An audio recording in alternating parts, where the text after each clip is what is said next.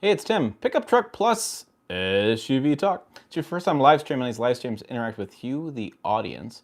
We talk about things, we make fun of trucks, we laugh about trucks, we spell trucks. We talk about the difference between a pickup truck and a truck. We digress a lot, very much digressing. But I thought it'd be fun to do something a little bit different tonight, as I've always kind of done stuff. It's a little delay on my laptop. All right. So I picked a topic because, as you know, I'm shopping for a truck for this channel, and I gotta get my chair just right. And while I was out there shopping for a truck, I thought, well, you know, there's certain things that I won't do for certain modifications because some of those would be kind of dumb. Yeah, so that cart guy Tim's got an ad. Hey Elliot, hey Dave, that's funny. So yeah, there's certain modifications that I just think are dumb. You guys have been filling up the comments, which is funny to read. Lifts and tires, and that's seems like that's pretty average for most people. But I got one for you. I got one that's even more what is it? Cartoonishly high, like Das says. Hey, really kind of a weird one. And this is one that, you know, maybe you guys have heard about, maybe you guys have seen, maybe you haven't seen or heard. So what am I talking about? I would never do a train horn. Yeah, the train horn kits they put on this stuff, they do train horn kits. And these kits, to me, are a little ridiculous, right? So it's $600 to $2,500, even something in the $3,000 range for these train horn kits. So your truck can sound like a train horn. So if you're pissed at somebody, you can hit the button and send off a train horn sound, right? Really get back at them. What kills me about this is that why and what the reaction would be. So let's say you're behind somebody and you're pissed off at them. And so you do your train horn, and that person hears it, freaks out, smashes on the brakes, and then hits your truck. And your truck hits another truck. I don't understand the philosophy behind this. I just, you know, maybe you guys, oh, here we go. Eric says, dude, my wife has a train horn on her Miata. Of course. There's always going to be somebody, no matter what mod I choose. But that's one I wouldn't do. Too expensive, and I can't rationalize my brain around that one. Like, a train horn in Miata, I mean, that's kind of funny, but then do you actually use it? That'd be the question. Do you use it? Different kind of say right there. I love train horn people drive like it. They do, but when you smash that train horn, what are people going to react to? People are going to react to the train horn and smash their brakes, or veer, or do something stupid in front of you. So you're really causing additional accidents happening and causing a lot of things. Yeah, she does because of the Miata, no one can see her. All right. I said truck modification. Let me be clear. Yeah, I wrote truck mod to make sure. All right, so let's see what you guys are up to. Lift kits. Lift kits are, I don't know. Everybody wants tall trucks these days. And I interviewed a guy, it's going live tomorrow. This guy kind of pissed me off. But interviewed him about buying a truck, and he wanted lift kits with tires, supercharger, and he wanted to go lockers, all the way front and rear lockers, and it's like, it just drove me nuts. And here's what really drove me nuts. And I'm gonna split this out in another video because this really kind of frustrated me. During the course of the conversation about overlanding in Alaska, his plan is going overlanding in Alaska. Train horn on a four-wheeler. Okay, that's kind of funny. But anyways, his plans go overlanding in Alaska. He plans to go in remote places in Montana. He plans on multi-day camping. And so we're talking about this stuff. He wants a supercharged truck, and he wants lift kit, and all this kind of stuff. So I'm like, okay, fine, you know, all kind of stuff. And I said to him, so, you know, he says, oh, I wanted to ask you about the electric Hummer. And I'm like, yeah, it's cool. It's a very cool truck. I mean, expensive, but cool. And he goes, I put my deposit down on it.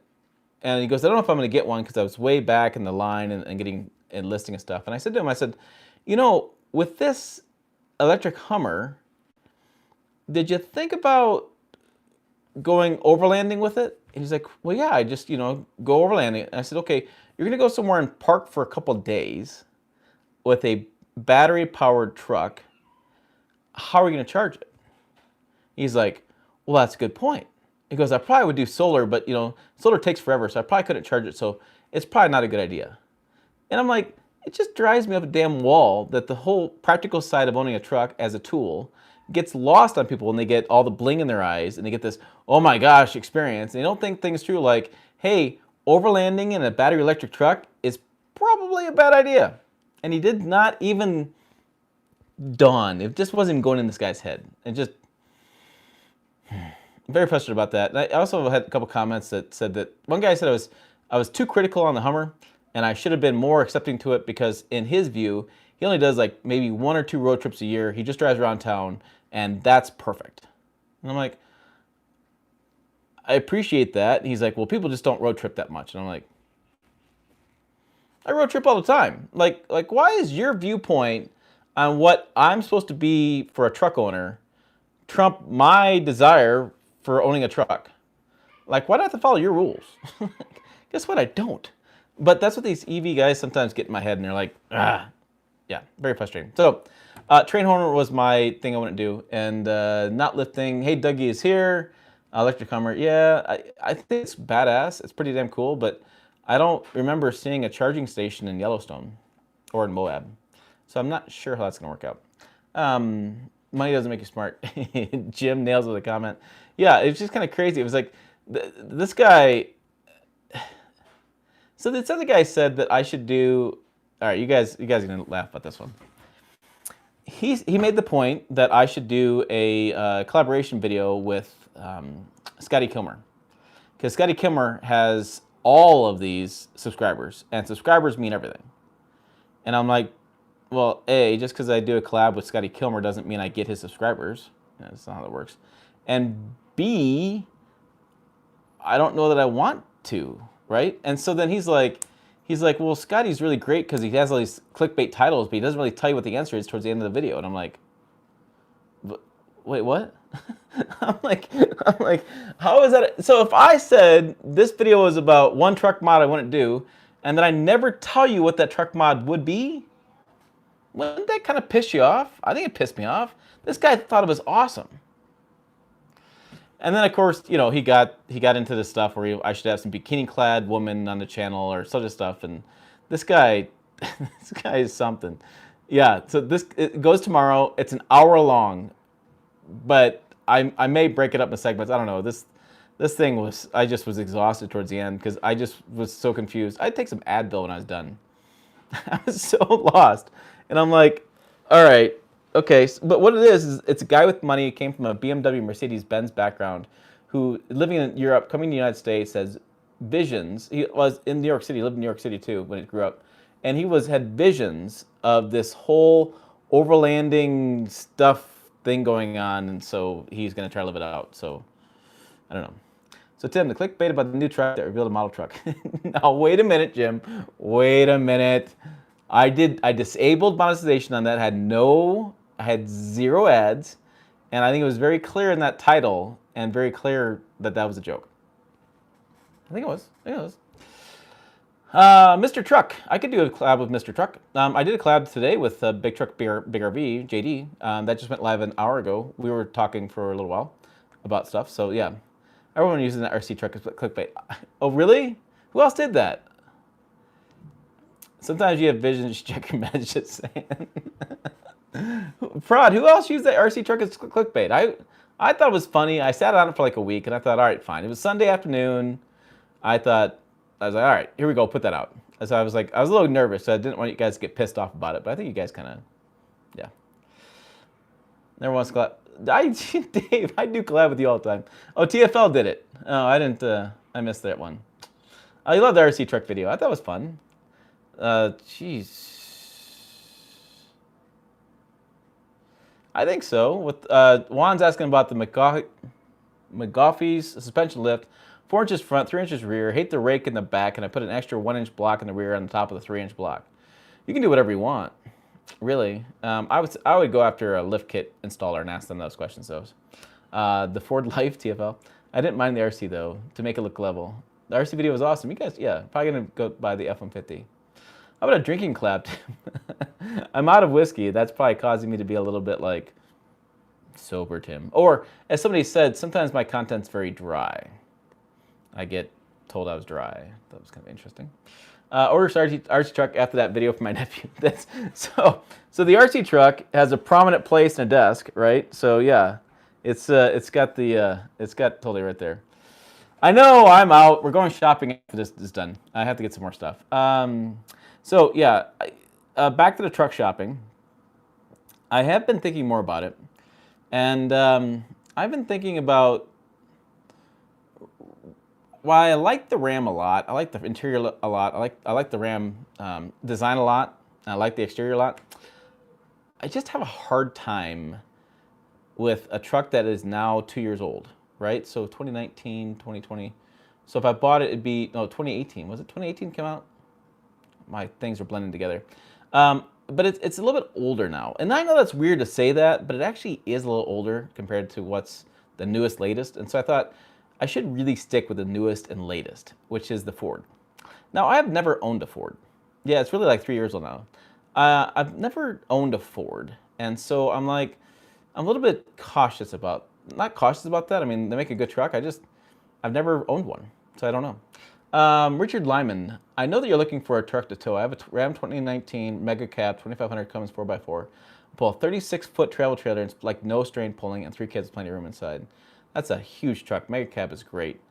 The other issue that I have is that with a heavy duty, if I did a 3/4 ton, if I do a 3/4 ton truck, my odds of having a lot of comparisons are gonna be tough because I only have 3 trucks to compare it to, or actually true.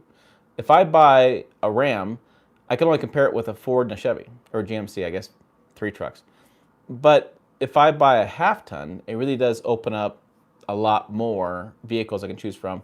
Even I can do off-road versions versus stock versions versus other versions. So I'm really leaning half ton just for the opportunity to have more comparisons from a business standpoint. I think it just makes more sense. 3/4 ton really kind of limits me. I could do like a 1 ton, 3/4 ton comparison, but yeah. Yeah, so whatchamacallit says need to buy F-150 with a power boost, and that's what I'm leaning towards. I mean, it's the newest truck out there. It's got the newest hybrid powertrain. It's got towing is like 12,400 pounds with 1,800 pounds of payload. So a pretty good combination. Can I tow a 36-foot trailer like his name got missed there? But I think Richard. Can I do a 36-foot? No, I can't do it. I can't do 36-foot trailer. So I have to go smaller. So I got to keep it. I got to keep the trailer small, which is just compromise between my wife and I. And remember though, this truck is a 1-year truck. So like JD and I talked today in the video is that we could have it for a year and decide we want to go bigger. And okay, then we do that.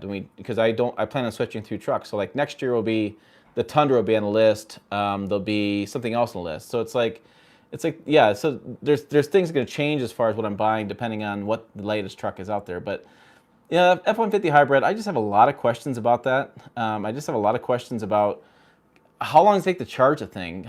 Can I plug in stuff all day long? Can I go camping with it and plug stuff in? What's the fuel economy like? What's the power like? It's like 570 foot-pounds of torque. So what does that feel like? What does that feel like towing and loaded down? And I really have questions on how it all works. And so that's kind of where I'm leaning at. I don't know. I think I may have to order one from the factory because I don't know if I'll go into my area for a while. It does have a gas engine in it. It's a 3.5 liter EcoBoost with a hybrid system.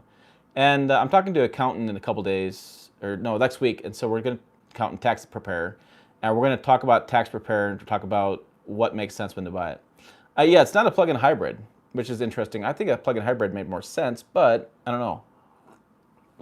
They decided to go with a gas engine. So apparently what happens is you turn it on, and as it runs, it charges the battery up. And there's a special mode apparently that you can let it run, and when it charges the battery up, it turns itself off. So I'm really curious about how that works and how to plug. I mean, there's a lot of curious things to F-150. And I'm not a big fan of I'm not a big need of the max recline seats. The fold down shifter, yeah. I'm really curious. Yeah, it'd be a camper's dream. It really has me curious about how that all works out and whether that is the future. Is a generator / inverter kind of thing inside the truck part of the future? Are all trucks going to have this now? And I was talking to this guy that's going to go tomorrow, this video, and I told him, I said, that'd be the perfect situation. Then he started talking about a sliding camper, and I was like, well, a sliding camper kind of destroys the hybrid option because you need more payloads, you need to go 250, F-250, and you need to, do some other stuff. So it's like, yeah. Yeah. You see the crappy car Nathan bought? I did not miss that. People are asking about it. Is it a yellow car? Is that the deal? I think you only get the option on the higher trims in Ford for the 7.2 kilowatt option needed. Yeah, so yeah, that's my question too. Do I need a 7.2? Because I think there's 3 versions, isn't there? If I remember right. 7.2, and there's like a 2.4, and there's like a 2.0 or something like that. There's a really tiny one, and there's a really big one. And so I think a 7.2 makes more sense. Wait. Oh yeah, that's a Leaf. I thought, is that the Leaf? I thought it was yellow. I saw the Leaf kind of video, and then I was like, blah. It's a Leaf. Yeah, 2.4 is standard on the Power Boost, so that's with the 3.5 hybrid, and then you can do 7.2 with a hybrid, but you can't get the 7.2 with a 5.0 liter because of that. What are you what's the issue with the Bronco? Somebody did ask me a question. I'm gonna go back. Hold on. I'll talk about the Bronco in a minute. Uh, yeah, I mean, Thunder Dude has market on Thunder cover for next year. He's gonna buy one too, so it's gonna be a question about what I'm gonna do there because there's no sense competing with him. If you want more comparisons, get a mid-size truck. Urban and their mother makes those. Yeah, that's true. Lots of mid-size trucks out there right now. That is true. I could get the Power Wagon. I was excited. My wife said I could get the Power Wagon. I was really excited. Really excited. But the Power Wagon just doesn't make any sense. It just doesn't make any sense at all. Tim can't drink because he's doing his dot. By the way, congrats, Tim. Congrats to Tim. He passed his driving test, and he will be an on-the-road trucker, so congrats to that. Martin Ranger, he's towing a cargo camper with a Ranger. Oh, that's cool. A Ranger with 4x4 package, off-road package, 10.5 by 32 Goodyear, 410 in the rear, track lock, 5-speed auto, 4.0 liter, single overhead cam. Did 2 Rocky Mountain race weeks towing a cargo camper. That's impressive. I got a 2011 F-50 with 80,000 miles. You want to Ford, Tim? That's what Dougie says. No, I got to buy the newest one. Yeah, it seems like Tim's going to go the F-150 route to time to boycott Tim for not buying a TRX. The TRX does not do well for payload and stuff. It doesn't work for camping. All right. We need a straw and a wheelchair-powered truck. Exactly. Yeah, so Dave's making a big deal. Not a big deal, but there's been an outcry, and we should talk about this. There's been an outcry in the Ford Bronco, and people are like really pissed off about the B&P. Can you explain what B&P is? I was looking that up. And it was like, it's a package, and people are pissed off that it doesn't have as many options as it used to, and the pricing is weird. And now, what's the deal today? The deal is that not every person who ordered one is going to get a reserve first. Oh, the build and price. Not everyone's going to get that reserved one's going to get it first. Some dealers are going to have them first before the people get them. And yeah, Dave's got me hooked in this whole Bronco mess on this forum and Facebook. And I see all this crud all day long, and it's like, it's just crazy. And I'm like, I don't know. And then somebody said in one of my videos, I was out shopping, they said, why not order the Ford Bronco? And I was like, I mean, the Bronco's cool. I'm glad it's back. It is an exciting SUV. I want a truck bed, though, and I want something to tow. I don't remember the towing on the Bronco, but 7,000 maybe the max. I don't think it was very much, so I was like, well, clearly I'm not going to go with Bronco. Yeah, too late for ordering Bronco now. Yeah, I thought it was kind of interesting. I don't really... the Bronco, that whole four-wheel drive SUV market is cool. Oh, 3,500 pounds but it's just not like it's just a lifestyle vehicle to me. And if I had that lifestyle, if I lived in Southern California, if I lived in some place where I could mud and go off road like Dave does up in Tennessee, he can go to, he's got that place he goes to, Windrock. And if I had those places I could do that stuff, fine. I go to the farm, and guaranteed I'm always carrying something to the farm, or I'm going hunting, I have my gear in the back, and if I get a deer, I'm not putting a damn deer in a Bronco. I don't care what kind of damn plastic floor mat they have, that ain't gonna work.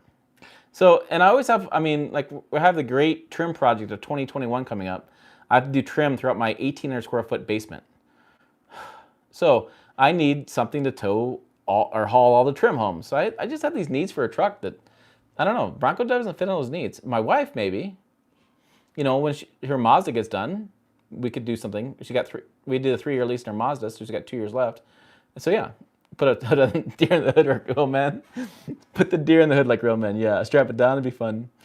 Eric says you can go Silverado for next year. It is. That's a very interesting point, Eric, because the 2022 should have the new interior. And the video tomorrow that's dropping, the long one, him and I were discussing the Silverado and how the interior is turning this guy off. And I gotta feel like I agree with him that some customers are turned off by the interior. I like the Silverado's diesel power plant. Big fun, big fun, big fun, big fan of that. Big fan of that. But with the interior being so bad, I'm not really a fan of that. So I could do F-150 this year and then do Silverado diesel next year with new interior. That's some interesting thoughts. And then leave Tundra, Tundra dude, leave Nissan to Nissan Nation, and I don't know, I'll compete with whoever, whatever TFL's doing. But I think that could be really interesting. Scotty gave his thumb down. Big fun. It's got a girlfriend in college. All right, this is going sideways all of a sudden. So I mean, that's a thought. It's like, what if I did Silverado next year, a 3-liter diesel, and that people keep asking me for the diesel because they want to know about the long-term durability, and I'm like, that's a problem because I'm not going to put that many miles on it. I could drive it quite a bit, but I'm not sure I'm going to do that many miles over a course of a year to really give durability. So yeah, I don't know. It's pretty good, pretty interesting. Whatchamacallit, GM dropped the ball again when they update the interior for 2021 Silverado Sierra. I agree. I don't know what's holding them back. The Tahoe's done. The Yukon's done. Oh, by the way, I'm finally getting a Tahoe. I finally get a Tahoe. What else I get? You guys like this kind of stuff. So I'm leaving in 2 weeks to go to Alabama to interview a guy with 400,000 miles and a 2.7 liter Ford F-150. He's got a 2016. He puts 90 to 100,000 miles on a year. Yeah, it's pretty good. All right, and then let's see. Where is it? There. No. AMS. All right, so the schedule is as follows.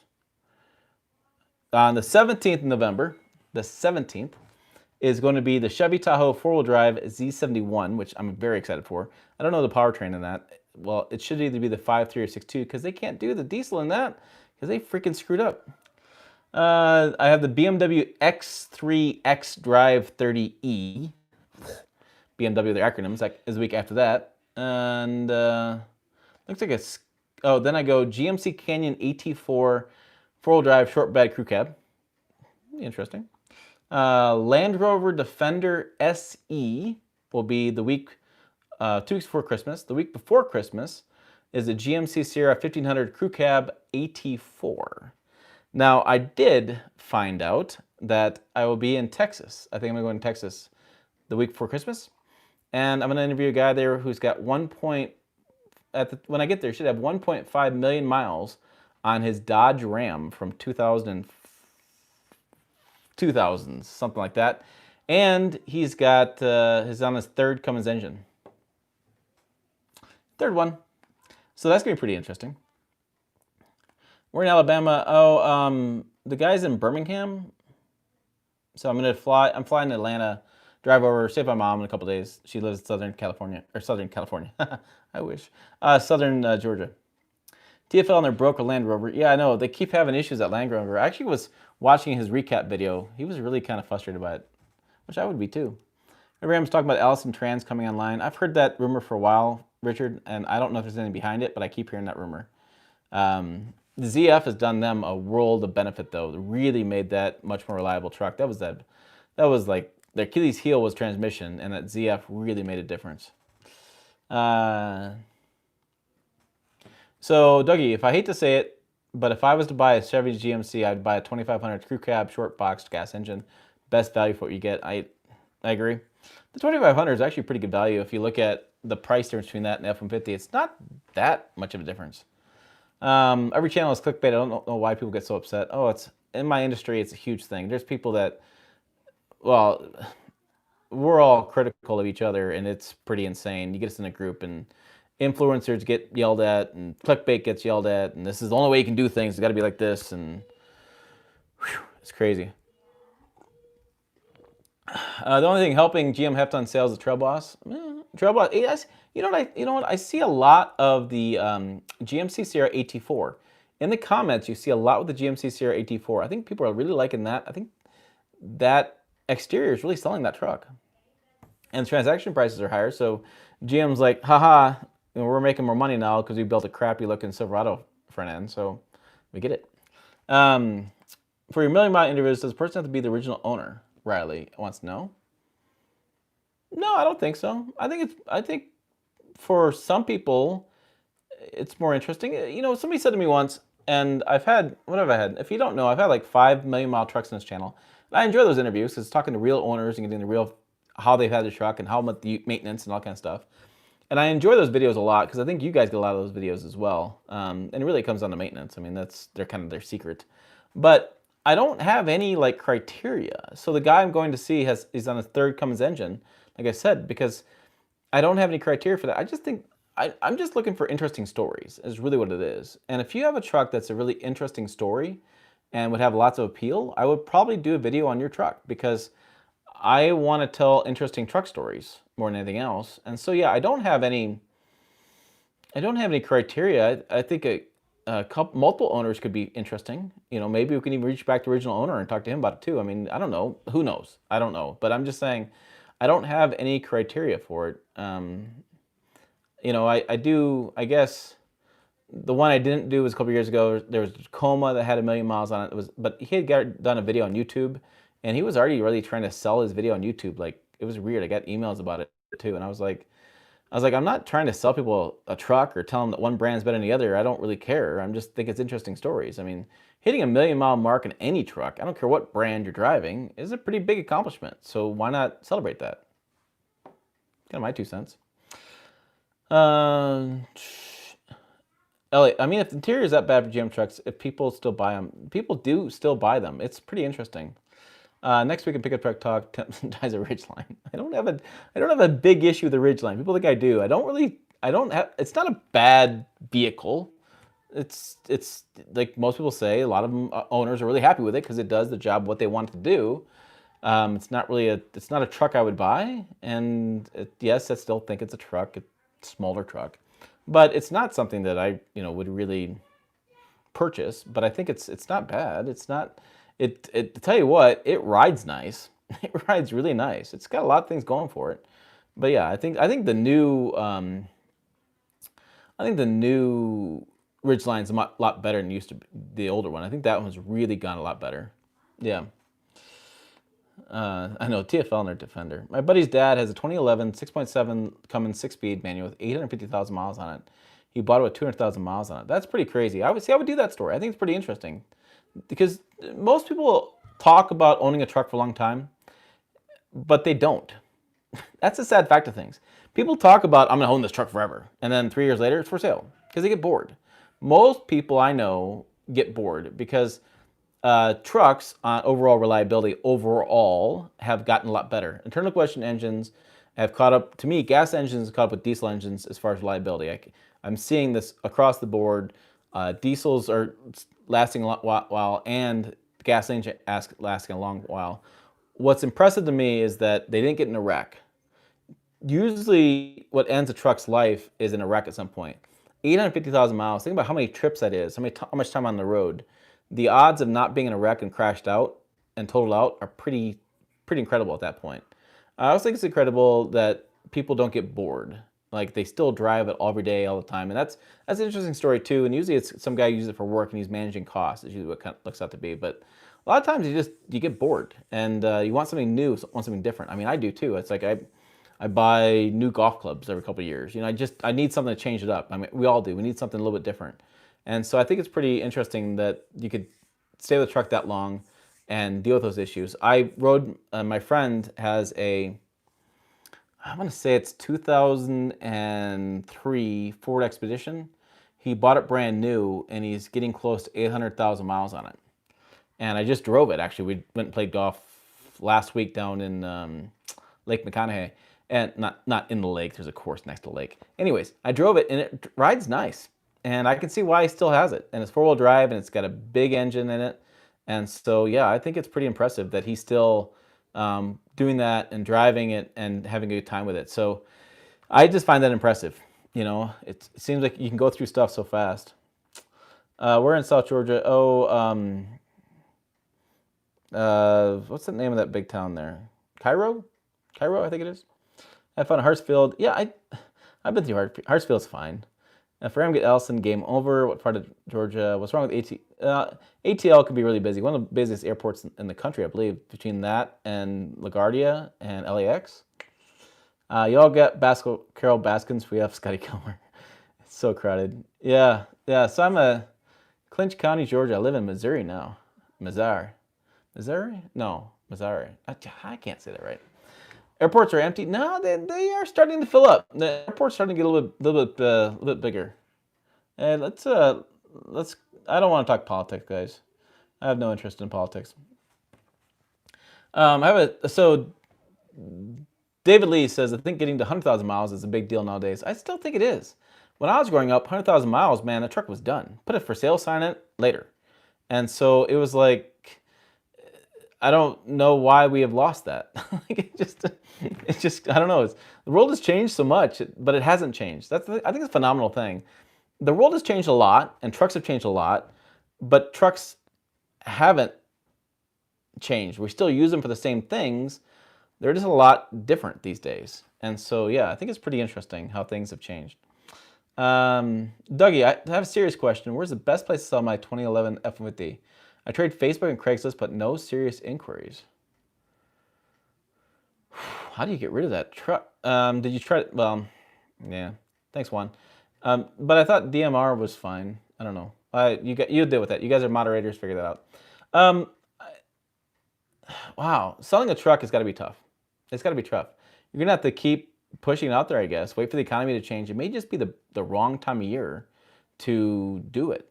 You know, with COVID and everything spiking again, the stock market took a crap today. Trust me, my stocks were all down. So you may just be bad timing. You may have to just wait till things sort themselves out a little bit more, I would guess. I don't know. I sell a lot of stuff on Craigslist. I've sold stuff on Facebook. I've done pretty well, but I tend to sell trucks just. I sold a truck to a dealer once. That worked out well. Yeah, it cost me some money, but I was out of it. So, you know, kind of what it goes. Ridgeline is hard body truck, something we haven't seen in a long time. I see. Tim nailed it. It's like the old Nissan hard body. Ridgeline has good payload, but they need increased towing capacity. Yeah, I agree. I think Honda is hesitant to sell it. They just keep changing, keep changing the truck a little bit. When I travel, I still have to use ATL for connection if it's another state. Some dealerships will outright buy it off you. You're not trading in. Yeah, I've sold a truck to a dealership before. It probably cost me $2,000-$3,000 what I could sell like privately, but I was done. So there's that convenience factor involved there. Yeah. Riley, I like watching your videos at the TFL because you get straight to the facts and you seem real and know what you're talking about. Well, thanks, Riley. I've struggled with that because there's certain videos like this is a good example for you guys, a little behind the scenes. So the Ford 5.0 liter V8 cylinder deactivation story I did, and it's true, they got rid of it. I have a statement from Ford. It says they not get rid of it, but they added it to the 5.0 liter, the Coyote engine. That video turned out to be like 6 minutes long. And if you know anything about YouTube, you know I basically screwed up. Is what happened. Because I missed the mid-roll ad. And so the mid-roll ad placement used to be 10 minutes. Now it's 8 minutes. They've made a change on that. But I basically was too short. I should have blabbed on for another 2 minutes and extended my video and got the mid-roll ad.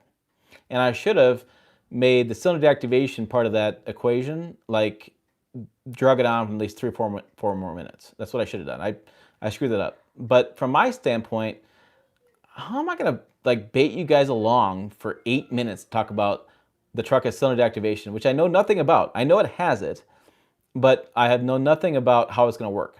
I don't. I've asked and I just don't know. So I was just thinking about that going, other outlets, they would bait people along for the whole 8-10 minutes about this one piece of information. Now, I thought it was important enough to do a video on it because I wanted you guys to know about it. But I was like, I'm not going to bait you along for 7-8 minutes about one piece of information. So I guess that's what's different. I agree. Sometimes I get frustrated. I'm like, just tell me what it is, And I know you guys click off after a while, and that probably affects me on YouTube and affects how many people get videos and stuff. But it's like, come on, it's like crazy. Just kind of those things.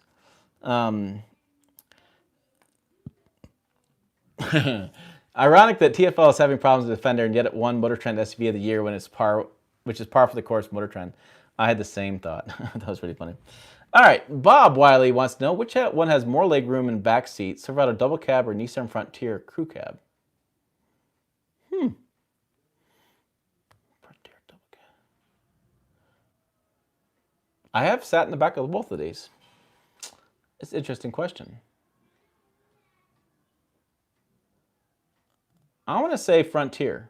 I'd have to look at the specs. Sometimes you can go deep dive onto like Nissan and deep dive into Silverado, and they will tell you second or the extended cab rear leg room. If you go deep dive, really get in the specs, they'll tell you that information. My guess, from my standpoint, is Frontier. That's kind of my guess. But somebody, Elliot's on here. Brandon's probably been around here. Those guys will figure that stuff out. They're fast in the Google. I always tell my wife that oh, Richard says, LOL, I always tell my wife this is my last truck. She looks at me and tells me, stop the lies. Yes, I hear it all the time. This is my last truck. And then a couple trucks later, the last one. I promise this time. It's like, yeah, things got changed. I'm not surprised. I like Motor Trend. I read their stuff as a kid, but they're of the year's winners, never our big sellers in the marketplace, Elliot says. Yeah, you know what's interesting is that I know the guys at Motor Trend, and they're like anybody. They just love latest, greatest, newest stuff, and they're little tech nerdy kind of focused guys. A lot of younger people over there. That's usually a lot of starter people start magazines, work their way up to the industry. So that's just reality of it. They just, it's still that whole thing back to the auto journalists. We all love manual transmission Miatas. That's what we're gonna drive. Then you have wife and you have kids and you get a family and you have a house and then you buy a truck and they're like, oh my God, I bought a truck. What am I doing? I'm sacrilegious. I had to buy a truck. Oh, yeah, that happens all the time. I've actually seen people like write articles that they went to the dark side and bought a truck. I'm like, no, you just became the average American. Like, you thought time you grew up a little bit. My 2 cents. All right, cover football team, football syrup makers. I think I've seen that. Tim, if you wanted to keep your new truck until 1 million miles, would it be a Tundra? Well, I think you have something going for you there, is that the Tundra has the least amount of electronics. And so, yeah, it's probably going to last to 1 million miles. Now, with my average driving of, I don't know what I'm going to put on this, 5,000 to 6,000 miles a year, it's going to be a long time until I reach 1 million miles. But, I think that the trucks that get to 1 million miles have less electronics. So I think you would go Tundra with less electronics. Sure. 125,000 miles would be nice to hit. Yeah, I would. I've never used wrench. I finally used it. Yeah. All right, settle down. No power trip. It's only got 80,000 miles, so I figured it would sell fairly quickly. That is true with 2011, but this year is anything but typical, man. This year is just, it's crazy. Is the front end wobble still a problem with 4 Super Duty trucks, just 4x4s? Thomas Darwin asks, I've done a little bit of research into this, and I've driven a lot of Fords, the Super Duties at different events and such, and I have not experienced this. I haven't done it. And it seems like it's a problem that comes and goes, and it seems like it's a problem that affects certain trucks. If people talk about, they'll say the Ford death wobble. Well, Ram has death wobble too, and so does Chevy. They all have it at some point, it seems like. And so it's either a steering issue, or it's a tire balance issue, or it's the control arm issue. There's always something going on. And so I think that comes and goes. And I don't recall that I've seen. I think I want to say it like this. I think that problem has more publicity than actually exists. My 2 cents. Whatchamacallit? Trucks have changed a lot, actually. It used to be when they left at home at family outings, now they're a family hauler. That's true. It is true that how we use trucks has changed, but, from a family hauler, we used to be at home, but it's still interesting how much things have changed, haven't changed. Maybe I'm just being old and cranky, which is entirely possible. All right, Tim calls what it's total bullshit. He's great. Yeah, I do sometimes too. Sometimes I get in trouble with that, but I can't lie to you guys. I mean, lying to you guys is stupid. Like, that destroys my credibility. Let's see. The snow and slush keep ripping the light heat shields away from the exhaust of my 2008 Ridgeline. Same part numbers of vans. Yeah, interesting. That stuff does happen. Snow, I always get this thing about Thomas vehicles. I keep getting emails of Thomas vehicles. I look outside and a bunch of snow, and I'm like, I can't see the lanes. How the hell are they going to see the lanes too?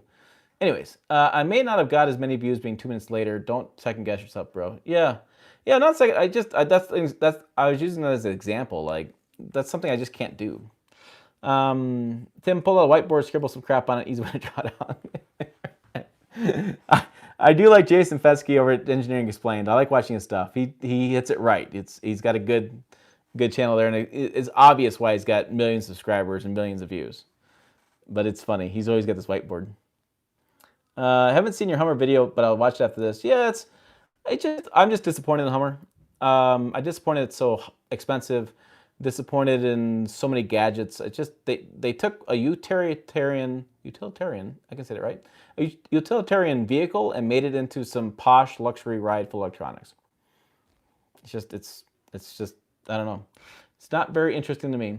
And I this whole idea of reserving trucks, and I was a Bronco reservation. Now I'm what am I? I'm a Hummer reserve. Now I have a Cybertruck reservation, or I have a reservation for Rivian. I just don't understand this. Like, why are we letting them take our money and sit on it? You guys got $1,000 that you just want to throw to people? Cool, I'll take it right over here. Interesting.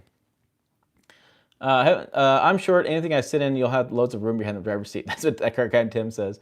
But yeah, because Tim's got a Frontier. Dual overhead cam will be much more complicated cylinder deactivation than single overhead valve GM and Dodge. The 5.0 liter already burns oil LL. That's what Mike says. I want to dig into that, but I want to get some real answers before I say anything, because I really want to know what they're doing. Now, I will say this. Ford in the EcoBoost in the 1.5, 2.3, whatever the number is, in Europe has cylinder deactivation in the EcoBoost. And there's a video a friend sent me that showed that. And of course, he sent it to me after I published my video.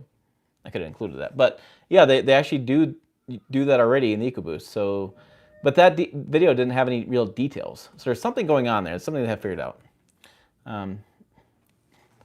Tech automotive journalist from California. Where's Brandon anyway? Yeah, I don't know. It's fully... Oh, it's funny. Elliot says, it's funny seeing what the spouse of auto journalists buy, usually not what the auto rider spouse says is into. No, it never is. I'm going to go Jay. Jay, hi Jay. Welcome to live stream. Yeah, it's always funny. It's like, wait a minute. What should we call it? 2019 and newer Tundras out of the question if you're towing in my opinion. Removing that auxiliary transmission cooler was stupid, all caps. There's been some controversy about that. There's been some comments about a dealer taking a bunch of transmissions in and replacing them. So that video is getting some clicks and some controversy. I'm waiting to see what a class action lawsuit looks like, and waiting to see if, I mean, Toyota's fine with me. They did it, and they don't have any qualms the way I did my video. I wasn't being a jerk about it. I was just getting information out there. But yeah, that's a very interesting, very, very interesting where that's heading. I'd be very curious to see what happens in 2022 when a new one comes out. Will it have the transmission cooler? David just hopped in. 2020 GMC 2500 AT4 or Denali with 10-speed, or 2020 Ram 2500 Limited. Ooh, that's some good questions. So let's talk about what we have here. So the AT4, you get the lift, you get the skid plate, and you get the cool stickers. Or the Denali, which is a really nice front end. I don't know that I like the interior as much as the Denali. I actually like the prior generation better. Or the 2020 Ram 2500 Limited. So from an interior standpoint, Ram's gonna win there. I mean, I think the interior works a lot better. I think the Ram is a better looking truck, although I do like the GMC, I think, front end better than the Ram front end.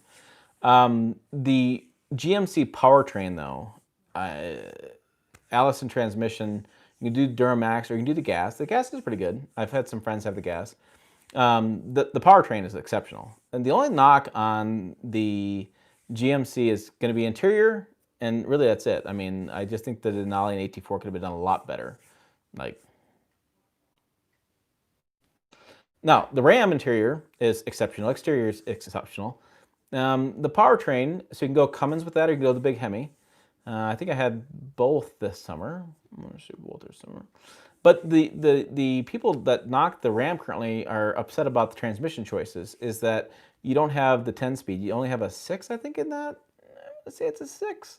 So you don't have as much transmission, which means gearing, which means you have some differences as far as smoothness and towing, and some differences offline depending on how they set up transmission for shifting offline or not. I believe the Ram is set up for more I had to look at the gear ratios again to tell you that, but I will say this: the GMCs and the Ram both have pretty good ride quality. I mean, definitely pretty good ride quality, and I think the GMC is probably gonna ride just a touch better.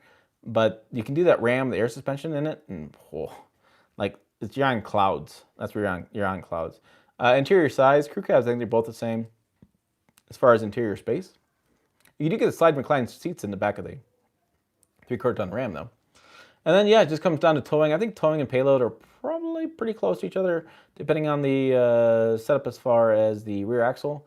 And you have a lot more cameras in the GMCs. The GMC came out with all those camera systems, so it's pretty cool to see different angles and towing, different things backing up. But two solid good trucks. That's a really good debate. You have to check them out, spec them out, and see which one you like better as far as price. But that's kind of my 2 cents off the top of my head. Yee says, hey Yee. Eric says, good interview with Big Truck Big RV today. Hey, thanks. I like JD a lot, and we had a good conversation. I haven't seen it. Does JD show his face? Never. Had a good convo with you about the F-150 and Nissan on Messenger. Oh, the Mighty Casey's here. Worked nights, so I'm paid to watch this. All right, cool. Yeah, we've been going back and forth. He asked me questions about. I'm giving you the best I can, the best information I have. Kind of two guys talking about trucks. YouTube sounds like a minefield in terms of how to attract viewers. It is very strange, and how to get more subs is very strange too. I don't understand it. I agree that Hummer is very expensive. They forgot their roots. Juan says, seems GM forgot their roots a lot. Blazer anyone? The car guy Tim. It's very stupid they won't build a cheaper Hummer anymore. I agree. 2020 Tundra Crew Max, the best truck I've ever owned. Congrats, William Poland. I owned a 2013. It's a solid truck. Very much solid truck. Blazer has new sticker on a Traverse.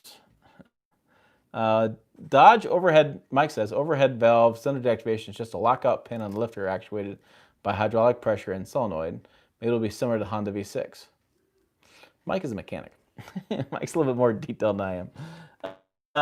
Yeah, I will find out the best I can. When I get a chance to drive one, I get a chance to talk to engineer, I will do something like a Zoom interview, and we'll see if we can't get to the bottom on how they're doing a Ford one. Clearly, they don't know rural America or rural Canada, seeing what they've done with the Hummer too. Yeah. So car guy Tim says much more about Blazers. William, I think if an automaker know what they're doing, you don't need a transcooler. William says, it's been a very interesting, very controversial. Some guys are like running out to order them to their dealer and having the dealer install them. Oh, Mike's a shade tree mechanic only, but I am a little bit too, but I'm really old. I have a 62. That I can literally see all the parts of my engine. That was a very controversial decision. I said Toyota made the transcooler. I talked to Mike Swears about it a few times, and he's like, it's not a big deal, but there's consumers that, holy cow. And it was funny, one of the guys did a whole he did a cell phone in the truck with the gauges, and then he filmed himself with the gauges, showing the numbers, stuff like that. And so I actually showed Mike that video, and him and I were going back and forth on email because COVID. But he was like, man, he goes, I was impressed. He goes, some guy got all the gauges out, was checking the gauges, knew the exact temperature down to the degree. He goes, that's stuff that we do in our testing, but I was really surprised by that, and he was really impressed. So, Mike, I will tell you that the guys like Mike who are engineers at Toyota, and I know some GM engineers, I know some Ram and some Ford engineers. They do watch this channel, so they do pay attention to what I'm talking about. And so, if you have a real beef, let me know, because I can probably either do a video on it or give you a better explanation of why it was done that way. Like the wet oil belt on the 3-liter Duramax. That was really interesting. And I wish more people would cover that, because that was really an interesting story. All right. Big Bird wears a strap on what handle? I think we went down the hill. Alien1 says, that's negative. If you're towing, then you need an aux oil cooler. Oh, we're going back and forth. 8-speed ZF Ram 321 or 392. Is the 8-speed in that, or is it it is in the Cummins diesel? It's a 6-speed, right? But the 8-speed is in the gas. I think that's what, and because I think they're talking about that's what the Allison's going to come out with. It was multi-speed. All right.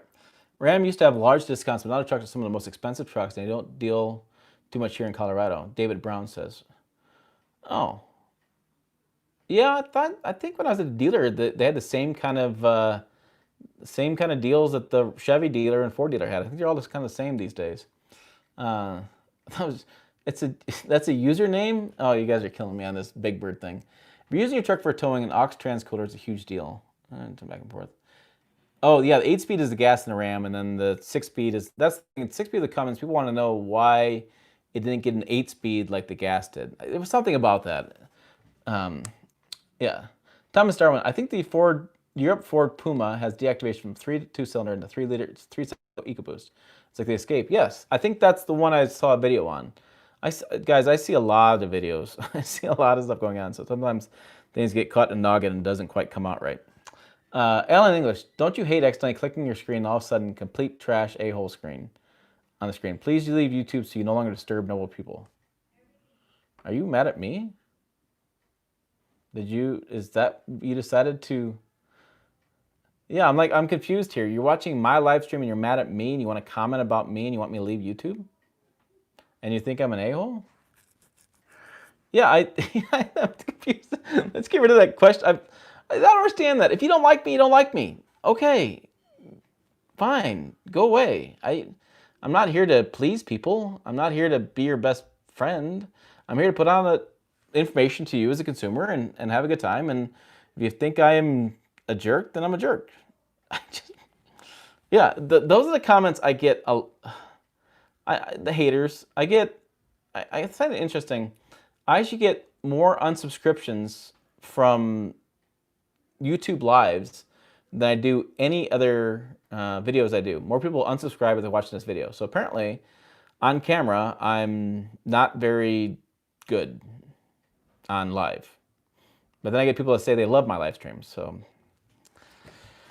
I don't know. Big world out there. Yeah, that was really audacious. That was the audacity of that guy. I was like, all right. Plus, Toyota gives lifetime powertrain warranty, William says. So he's like, hey, if he's going to do no transmission cooler, I have lifetime warranty. So, yeah, I don't know if they do it, but I feel like a lifetime powertrain warranty. Did you get that from the dealer, though? It doesn't seem like that's the dealer. It seems like that's something. Maybe that's, I don't know. I don't feel like I had a lifetime powertrain. 6-speed for the 6.7 Cummins 2500, but if you get the 350 high output 6.7, it's yeah, this ice because they had to get a bigger transmission for the high output, and they had to go get one specially from a supplier because they couldn't find anyone to build them for them. So yes, that is that. That's why it's breeding the conversation down from the Ison down to other models because they're using one already. I think it's Ison, not Asian, Ison, yeah. Which Ford 3-cylinder turbo? Yeah, I don't run a liter size in that. I can show you the video. Oh, it's buried somewhere. But yeah, they're already doing cylinder deactivation on one of them. It's a YouTube video. If you type it in, probably do it. I got a dealership, but it's covered through any dealership. Oh, okay, so it's a dealership thing. Late arrival. Any new news about Frontier? Richard wants to know. Nope. Nothing. Nothing. Crickets from Nissan. Not hearing anything. I haven't heard anything from them for a while. Actually, one of the PR guys liked one of my posts the other day on Facebook, so maybe they're not mad at me anymore. All right. Almost like they were forced to watch the video. Yeah, Welcome to 2020. That was such a weird comment. Theoretically, cylinder deactivation isn't really a hard thing to accomplish. Just program injector and spark plug deactivation so you don't send fuel into the cylinder. Yeah, there's something about the exhaust as well, exhaust gases. And people were talking about how they were like concerned about the manifold gaskets. Interesting. No, it wasn't a bot, Elliot. It was like a dude was straight out, like wrote a whole thing about how I'm such an a-hole. It's impressive. What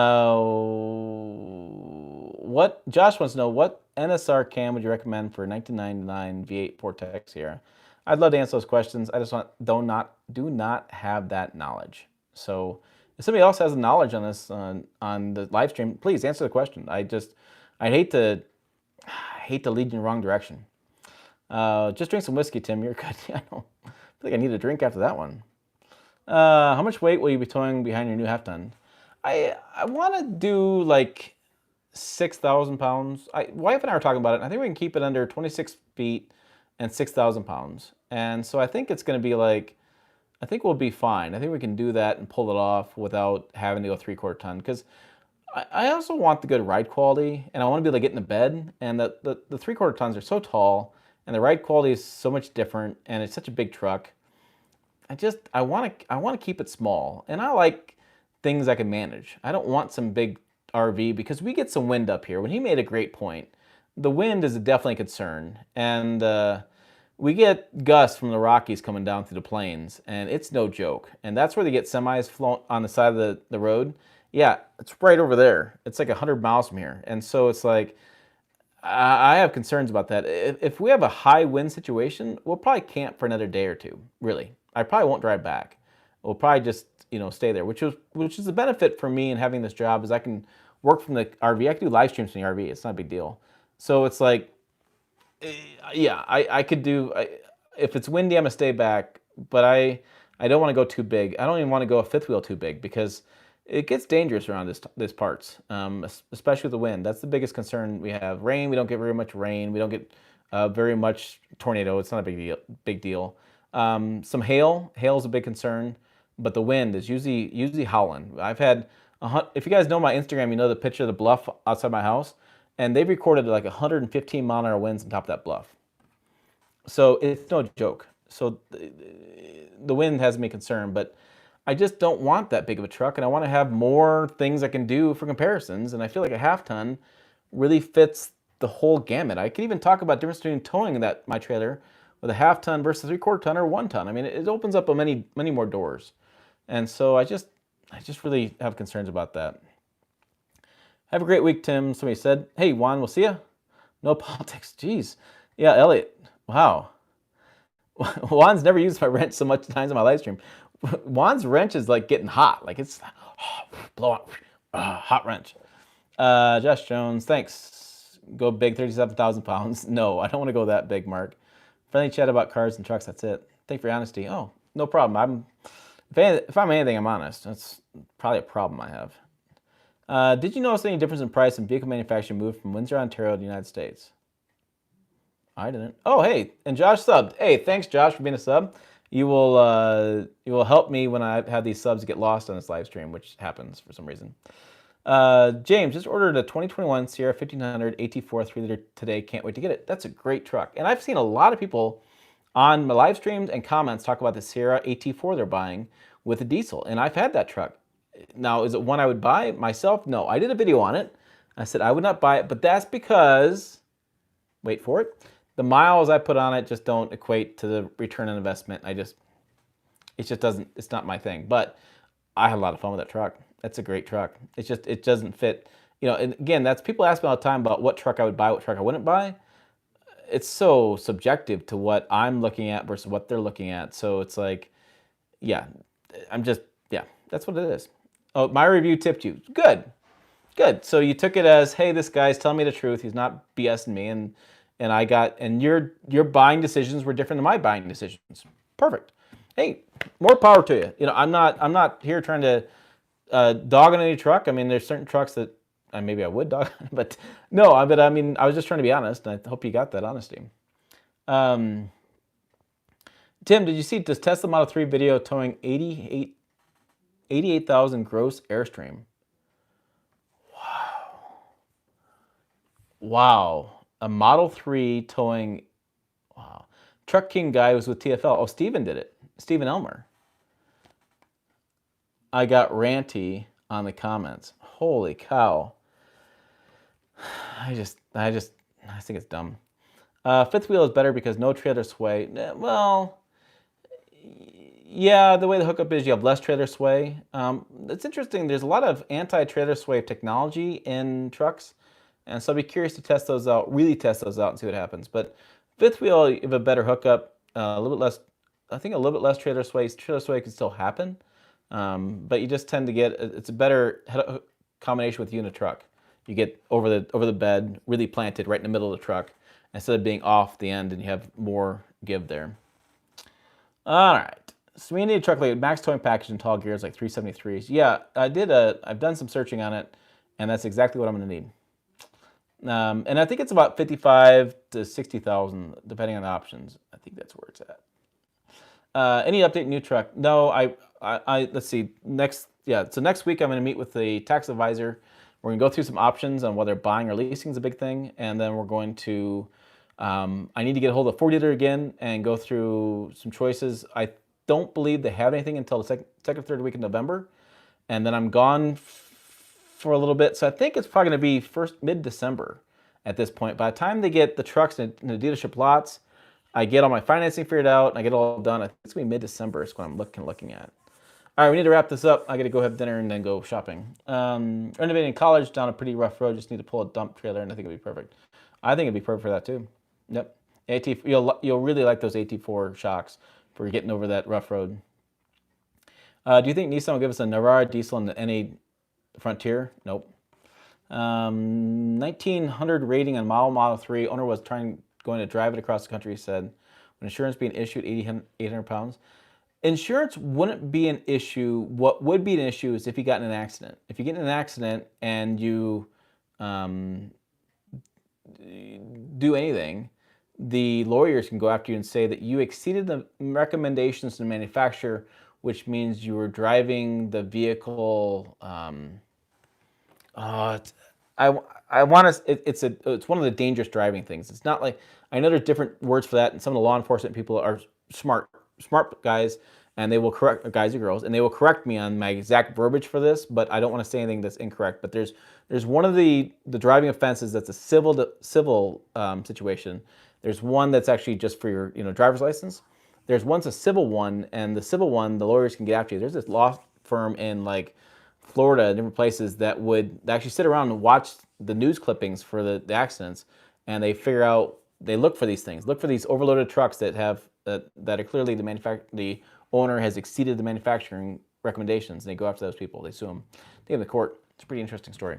All right, I'm going to head out. Thanks, guys, for being on here. Thanks, guys, for being part of the channel and taking care of these comments tonight, because those were kind of, God, I can't believe the guy said that to me. But okay, it's YouTube. So hey, thanks guys for being around, and look for some more interviews this week. I got the guy with the truck tomorrow. It's really gonna piss you off. I got Power Innovations on Thursday. They powered the Rebel Rally and the power station. The guy's talking about EVs, and he actually goes into how hydrogen is actually a better solution. So that's very interesting too. Ford F-150 walk around with Jill, and I still working on the reliability story for the heavy duties. And Mercedes has a new update on her van coming this weekend. They put some cool-ass bumpers on it. You may want to watch that one. And, of course, next week got tons of stuff. So, hey, as always, thanks for watching. I'll see you down the road.